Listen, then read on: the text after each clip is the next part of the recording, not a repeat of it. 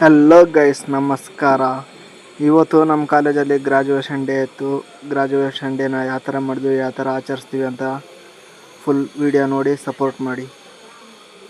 Hello guys, ಇವರಿಬ್ಬರು ಮಾತ್ರ ಆ ಹುಡುಗಿ ನನಗೆ, ಆ ಹುಡುಗಿ ನಿನಗೆ ಅಂತ ಯಾವಾಗಲೂ ಎನಿ ಟೈಮ್ ಜಗಳ ಆಡ್ತಿರ್ತಾರೆ.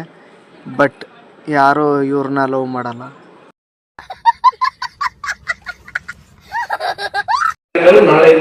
ನಮ್ಮ ಸೆಕೆಂಡ್ ಪಿ ಯು ಇಂದ ಇರೋನು, ನಮ್ಮ ಕುಚಿಕರು ಡಿಗ್ರಿ ಕಂಪ್ಲೀಟ್ ಆದರೂ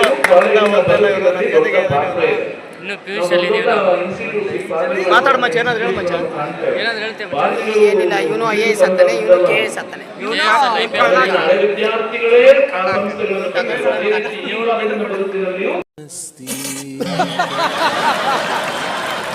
ಅಂತೂ ಇಂತೂ ಎಲ್ಲರಿಗೂ ಬ್ಲಾಕ್ ಗ್ರಾಜುಯೇಷನ್ ಡ್ರೆಸ್ ಕೊಟ್ಟರು.